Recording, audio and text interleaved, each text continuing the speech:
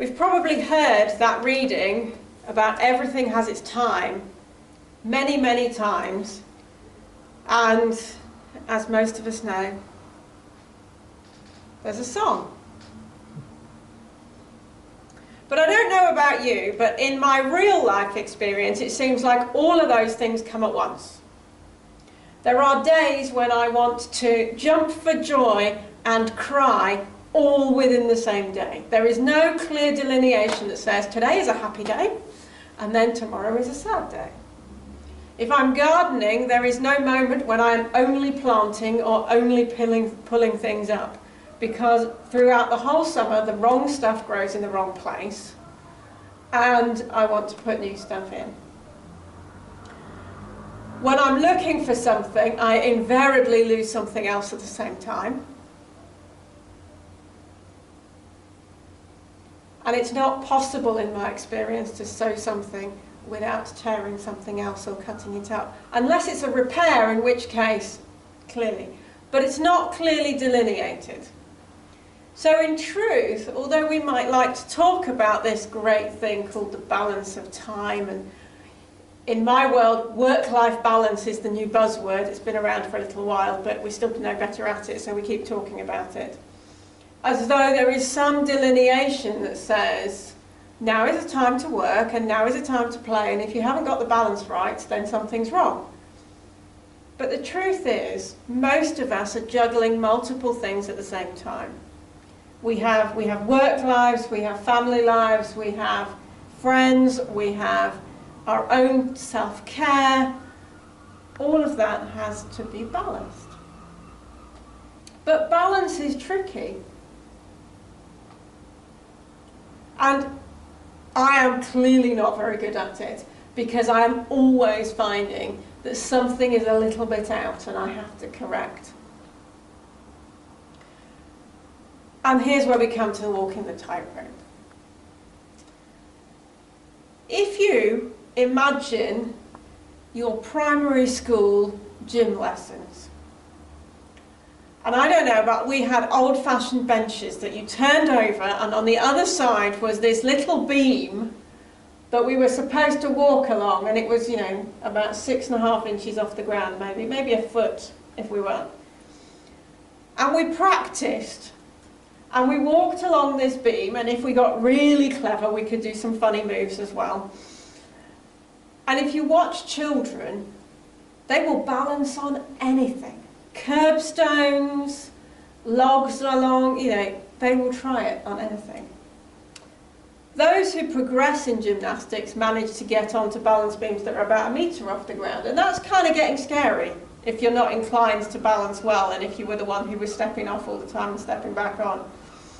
But we see gymnasts doing this as a matter of routine. They don't have anything below them, they just have crash mats. And they do incredible somersaults in the balance on this beam. And then you have the circus performers who do the tightrope walking. And most of those tightropes get to a little podium in the middle. And then there's the crazy people that do what this guy is apparently doing, but it's probably blue screened into the shot, which is walking on tightropes across between buildings with nothing between. Now, what on earth would motivate you to decide to do that? Now me, I would need the full safety harness and 3 things to hold on to. This really long pole that they do it with is not going to cut it for me. But I do know that there are certain things that could motivate me to step off one building and along something narrow onto another. Something that needs rescuing on the other side, or something really, really scary behind me. But there is probably nothing else that would get me to go there. But when you come back to the tightrope walkers, lots of people try that. Because there's a safety net. Even if you can't see it, because you're too busy looking up at what this tightrope walker is doing, they then run out and there is this big safety net. And certainly when they practice, that safety net is always fixed.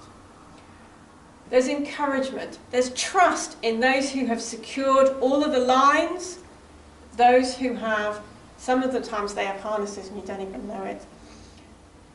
But there is trust, complete trust in the people who are there to make that safe.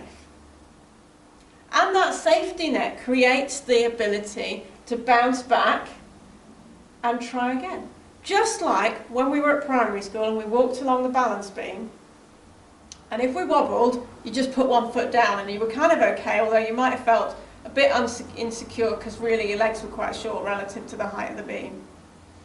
And if you fell off the higher one, that hurt a bit. But we were always encouraged to try again. So those who are wondering what the lines on the floor are about is the balance beams we had at school were about that thick, which is about twice the thickness of this tape that's on the floor.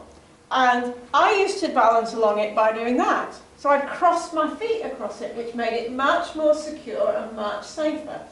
And that is how tightrope walkers do it, because that is a much more stable manoeuvre than attempting, and I'm going to encourage you all to try this, to walk along the line and keep your feet on the line and not wobble off. Because this is the journey that we do every single day when we work out what we are trying to figure our way between. Because everything in our lives is a balancing act of some description. At every time we are trying to balance competing demands on our lives. And when it comes to faith, where does faith fit into that balance? Where do we find ourselves when we look for God?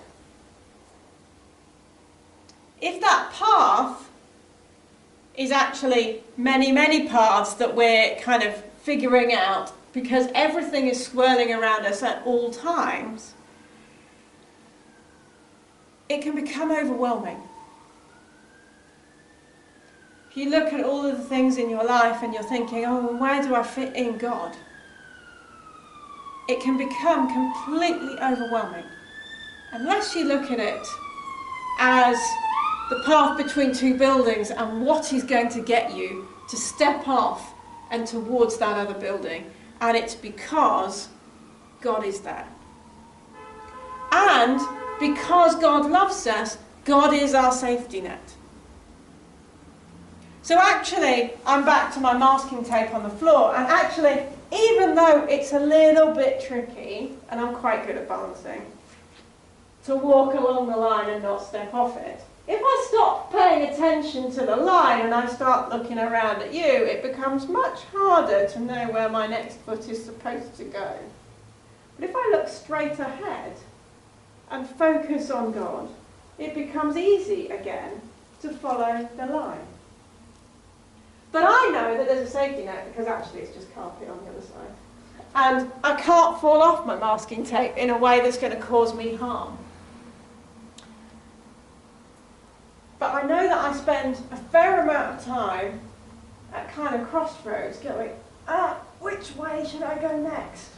And maybe I should go backwards because forwards looks a bit scary. Or maybe I should try and go this way. And actually, if you think about the circus, and you come back to the circus, when they do their lines and they go up to this little tiny platform, and it's on this really long skinny pole, and they've got this thing, and it looks like they've got about as much space as you could fit 2 feet, and then they get 2 or 3 people on that pole. How do they do it? And it's about trust. So the answer to me as to how do I keep walking the balance between all of the parts of my life, and how do I know that when I stop for a moment I'm okay? And for me it's because I trust in God. Amen.